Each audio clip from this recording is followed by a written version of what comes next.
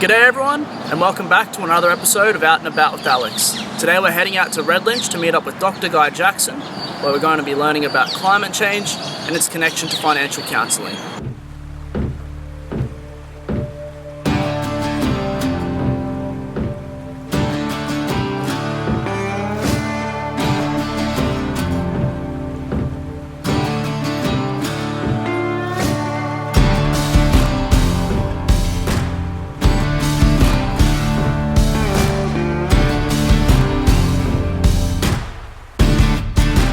Thanks for coming down to meet us here today, Guy. Can you just tell us a little bit about yourself and sort of the work that you've been doing? So my name's Dr. Guy Jackson, and I'm affiliated with Lund University Centre for Sustainability Studies. We're working on a project called Recasting the Disproportionate Impacts of Climate Change Extremes.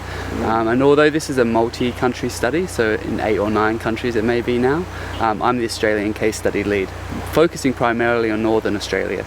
And so one of the things that we're looking at is how people are perceiving impacts from climate change, if at all, and the intersection of social vulnerability and climate change, like what makes people vulnerable to climate change. So working in Cairns, Townsville and Darwin as a Northern Australia case study with some communities around the place, and also linking up with local councils and other people around the country, for example those who've been affected by the fires, and meeting people like yourselves, like financial counsellors. So since you've been doing that project and that work, and have you noticed a connection between financial counselling and your work?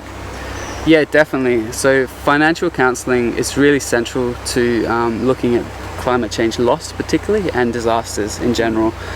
So people that are marginalised, who are having financial trouble, who have any sort of social issues in general that financial counsellors deal with on an everyday basis, are often the most vulnerable to environmental hazards or climate change.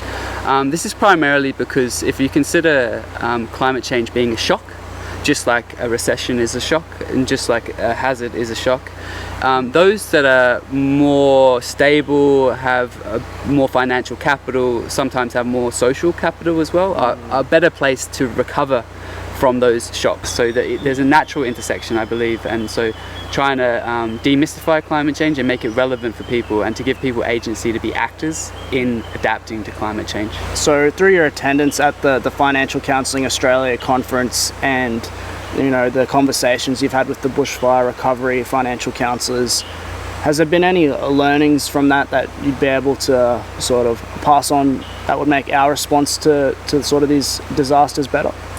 Yeah, the conference was amazing. There was lots of discussion about the role of financial counselling, who had inadvertently become disaster financial counsellors.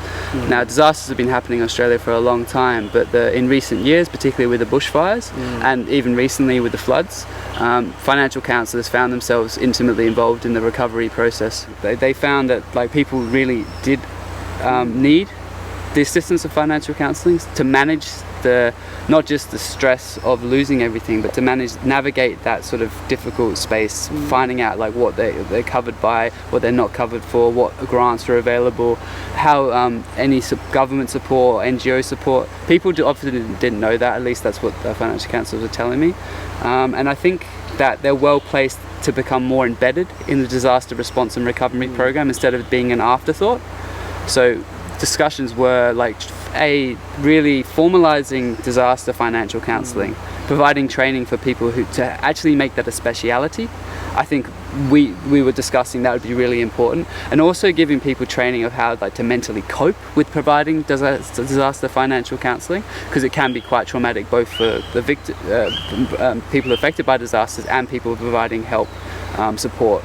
So I think the learnings from the conference were that yes, disasters are going to keep happening until we address some of the more structural problems in our economy and our society and environment, that disaster financial counsellors will be needed into the future, and that there needs to be some sort of formal structure. And another thing was the focus on short-term funding, which hinders the recovery process.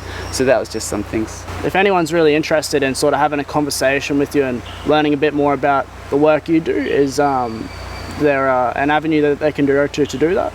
Yeah, I really appreciate anyone who wants to contact me. Please contact me through the details provided, either by email or phone. And yeah, really keen to hear your stories and also to share my experience working on this project and different stakeholders and communities I've been working with, because this really is about people and people's well-being.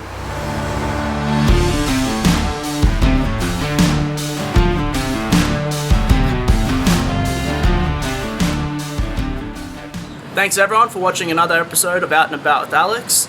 If you'd like to get into contact with Guy, his details will be in the description down below. Be sure to also like and subscribe to ICANN TV1 and follow us on our socials.